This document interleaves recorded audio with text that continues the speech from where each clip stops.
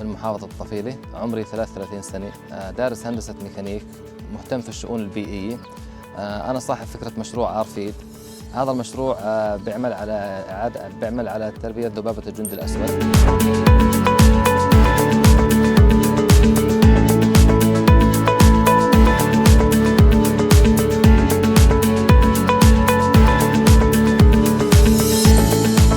في مشروعي في ذبابتين.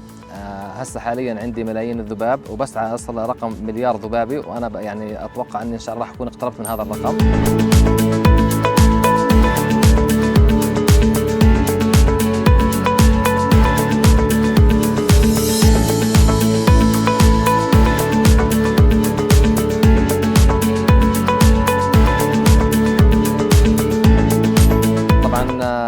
الفكرة تبعت المشروع نشأت من خلال الدراسة البحثية اللي قمنا بها.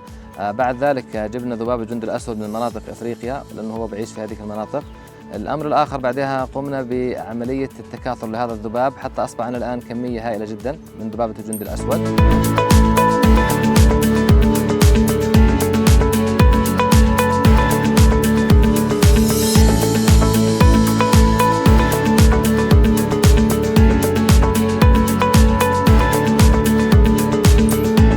طبعا ما بتعيش في منطقتنا في الأردن بسبب الظروف البيئية المناسبة لها مثل درجة الحرارة والرطوبة.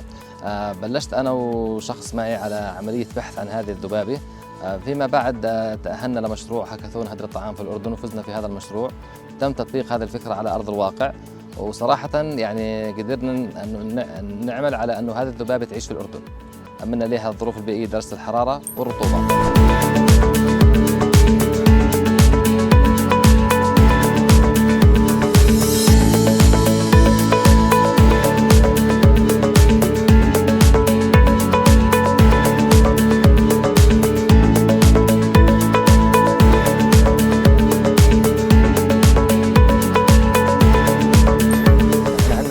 بعد ما يتم التزاوج من الذباب مثل ما حكينا قبل تفقيس البويضات بنتج عنه اللي هو الدود.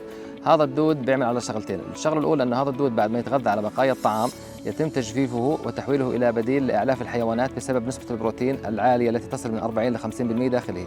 الامر الاخر ان مخلفات هذا الدود من بقايا الطعام تعتبر هي سماد عضوي يسمى الاسم العلمي له سماد فراس، وهو يحتوي على ايضا عناصر مهمه مثل الام بي كي، ويحتوي على ماده الكوتيزين التي تعتبر طارده للحشرات.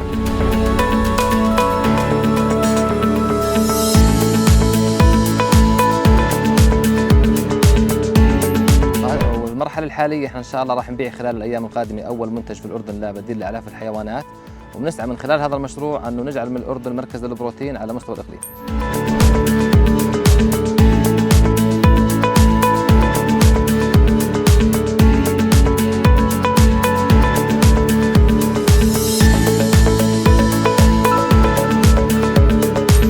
وجدت انه في كمان اني بقدر احول هذا المشكلة الى حل مستدام، أني أجعل من الأردن مركزا للبروتين.